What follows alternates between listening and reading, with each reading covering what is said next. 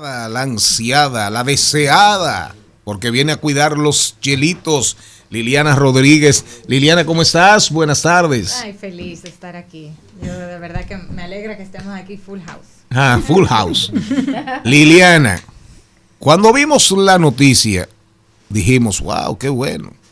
Dinero para las pymes, dinero para el préstamos de consumo. Lógicamente dicen que la alegría en casa del pobre dura poco. De repente vinieron los análisis y los analistas. Miren, eso no se va a reflejar, la reducción de las tasas.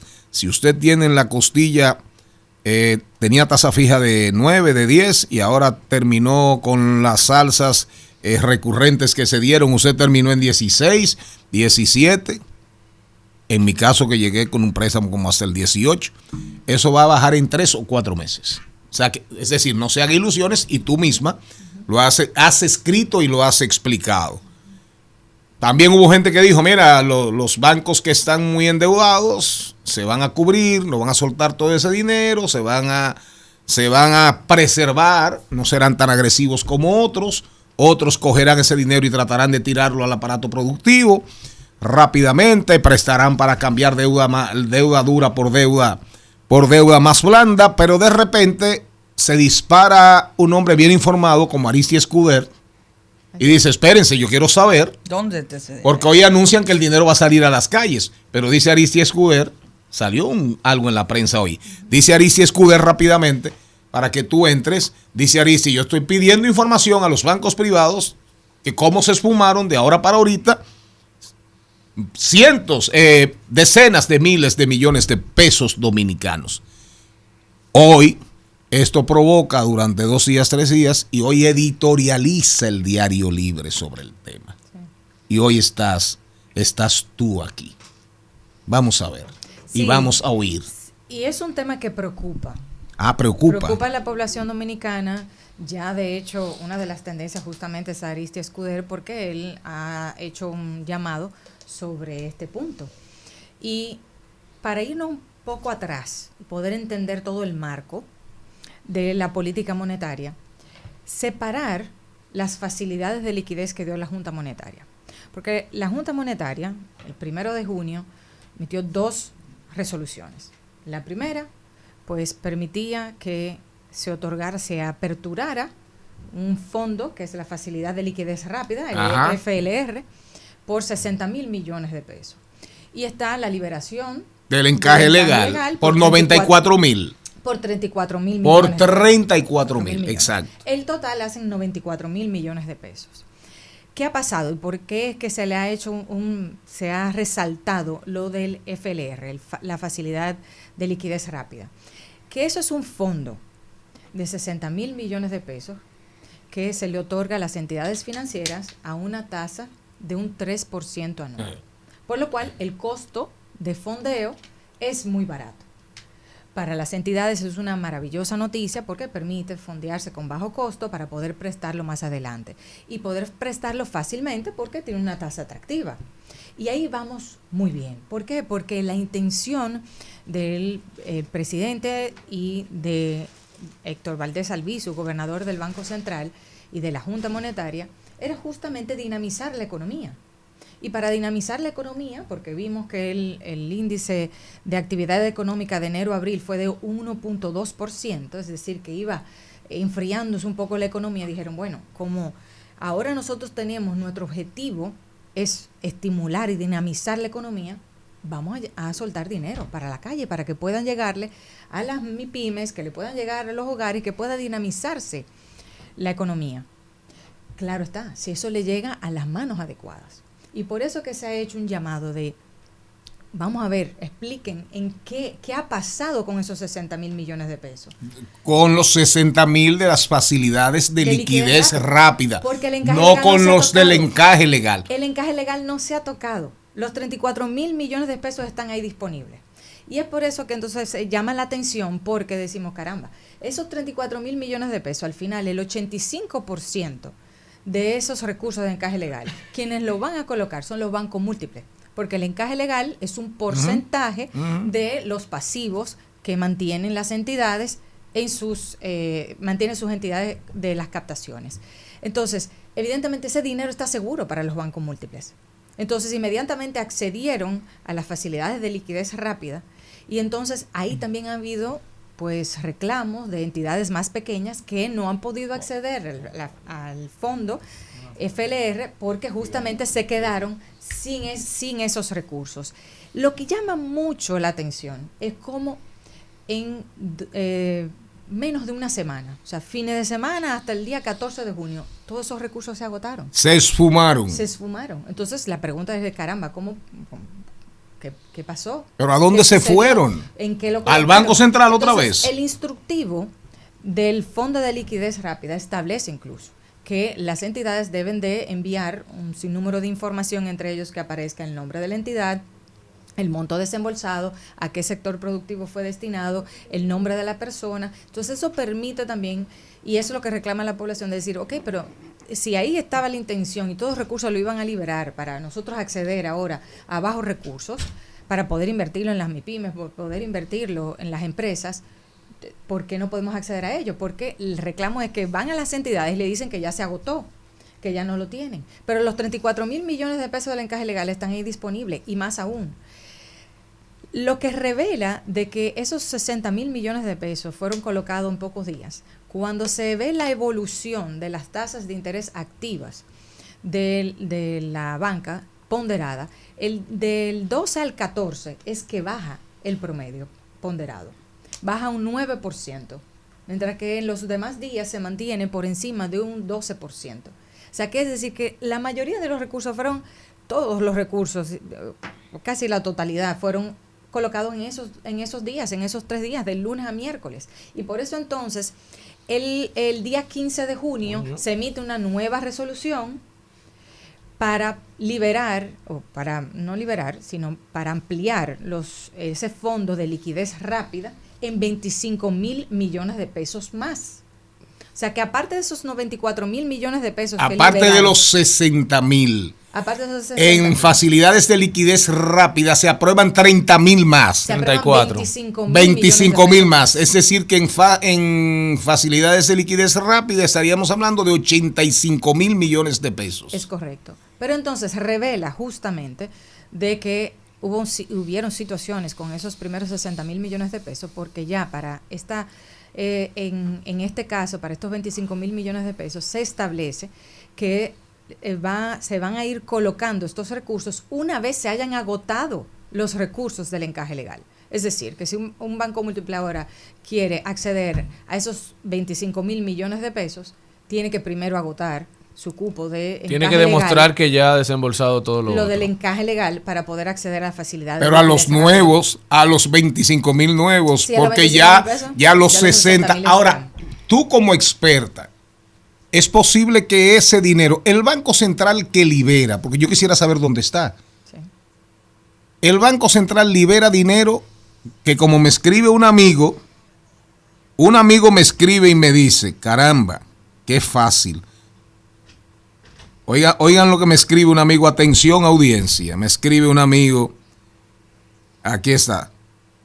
¿Sería posible tomar un préstamo a una tasa del 9%? Que en ese caso no es 9%, es 3%.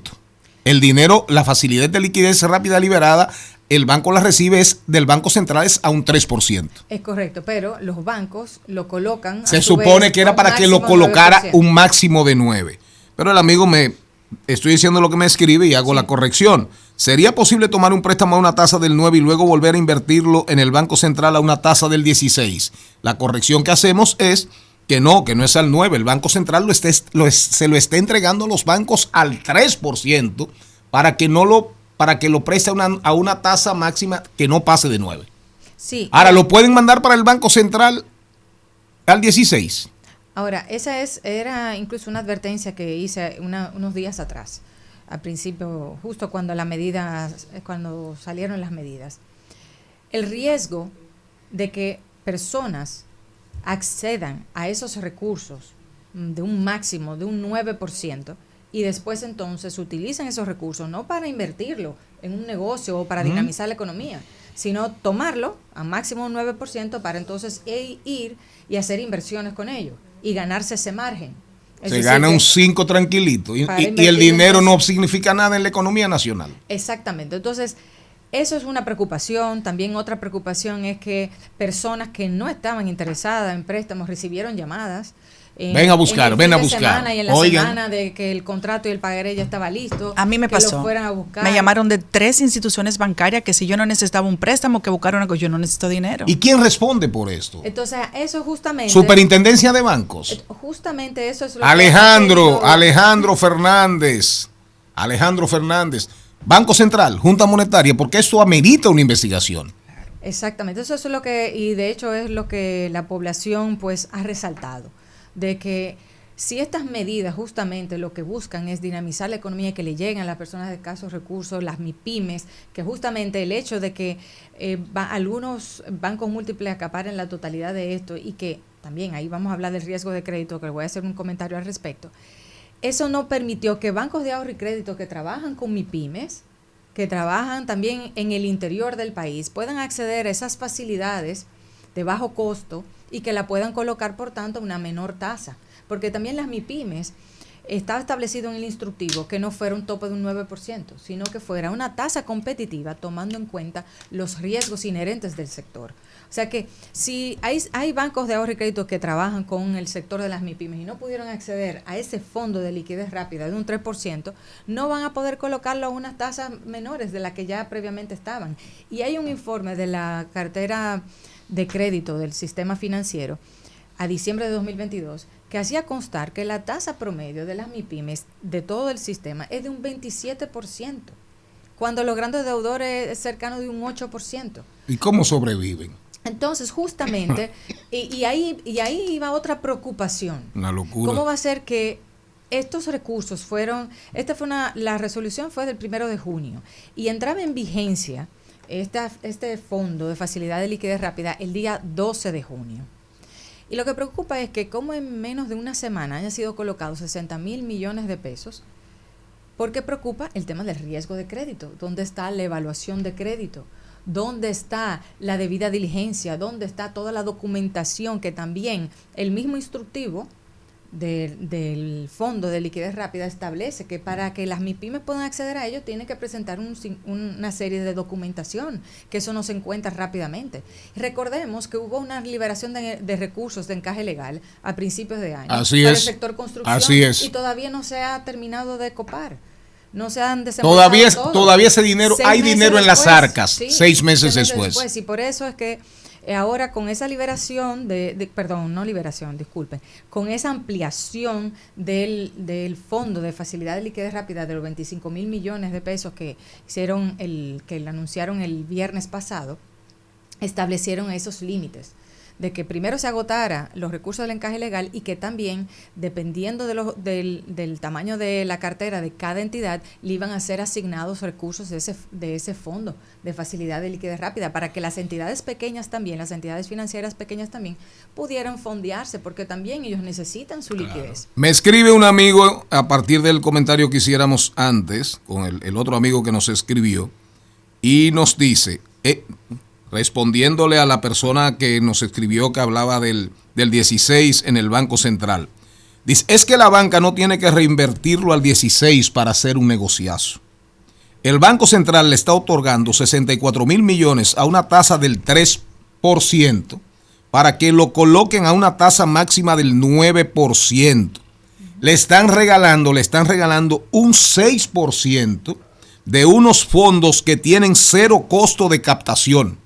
Cero costo. O sea, los bancos privados, los bancos múltiples no tienen que hacer nada. Reciben esas facilidades de liquidez rápida del Banco Central al 3% y lo prestan al 9% y se están ganando un 6% como intermediario, me explica la persona. Y si además no hacen esfuerzo por colocarlos en los sectores productivos y los destinan a hacer tesorería, que eso es lo que quiero que expliques, y lo destinan a hacer tesorería, entonces puede ser que el negociazo sea todavía más lucrativo, ofensivo y obsceno. ¿Qué es tesorería en un banco? Son las inversiones. Y de hecho, se estima que cerca de un 30% de algunas entidades, de 30% de los ingresos financieros de algunas entidades provienen de tesorería, de tomar recursos que tú recibes y poder colocarlos en otros instrumentos. No colocarlo en una cartera de crédito, que es uno de tus activos, sino también lo puedes colocar en instrumentos, ya sea bonos del Banco Central, bonos de Hacienda. Es decir, que ahí pudieran ganar más dinero todavía. Y no asumen riesgo. Ninguno. En la cartera de crédito tú tienes un tiempo para que te retorne y asumes un riesgo de crédito al colocarlo, mientras que con esa labor de tesorería tú haces una intermediación recibiendo unos recursos de nosotros como depositantes, y entonces se colocan en estos instrumentos y notas y letras del Banco Central y de Hacienda. Entonces, evidentemente que ahí hay un sistema que funciona, sin duda alguna, pero lo que quiero resaltar es que la intención de esas facilidades fortalece la liquidez de las entidades financieras, pero el objetivo es de que le lleguen las personas para que se dinamice la economía, porque de lo contrario no va a cumplir con el objetivo para el que fue liberado. Pero además de eso, preocupa el tiempo en el que fueron desembolsados, porque recuerdo algunas personas en COVID-19 que recibieron facilidades y que después no podían pagarlo, porque igual recibieron llamadas que le estaban haciendo la oferta, lo tomaron, porque hasta los mismos ejecutivos le decían, así es, insistían, cógelo y después hablamos. ¿Para qué tú lo necesitas? Cógelo y después si hablamos. No, colócalo y abre un certificado, pero entonces después no tenían cómo pagarlo, entonces podían estar afectando el sobreendeudamiento de las personas que lo recibían. Y resaltar lo siguiente, en el 2020 se hicieron, estuvo también en el 2020 2 resoluciones donde se creó un fondo de facilidad de liquidez rápida justamente por la COVID-19 y poder ayudar a la población. Y ese monto ascendió a 100,000 millones de pesos en el 2020 por la situación de COVID-19. Y hoy en día estamos hablando que 60,000 más 25,000 millones, ya van 85,000 millones de facilidad de liquidez rápida. O sea, prácticamente al mismo nivel en lo que nos encontramos en el 2020 de COVID-19. Liliana, para cerrar, ¿quién debe responder a todo esto? Bueno, es algo que, por eso decía, ya ahora es incluso tendencia, a la población le preocupa, y es algo que tanto las entidades como los organismos supervisores y reguladores deberían de reunirse y evidentemente respetando la privacidad, secreto bancario. No es que en ningún momento las personas que han intervenido han hecho un llamado de que publiquen las informaciones de quién le han colocado. No. Pero sí saber los montos que fueron desembolsados, cuáles fueron las entidades si fueron realmente colocados. Exacto, si fueron colocados en préstamos, si fueron colocados en instrumentos, el destino de esto, y sobre todo también ver los sectores productivos, porque de eso se trataba, de poder llegarles también a los sectores de MIPYMES que estaban siendo muy afectados por toda esta situación desde la pandemia. Liliana Rodríguez, ahora en este caso Liliana está cuidando los chelitos de los dominicanos y dominicanas. Preguntas, cuestionamientos, ¿quién tendrá las respuestas? Hernán Paredes viene por ahí a hablarnos del artículo 306.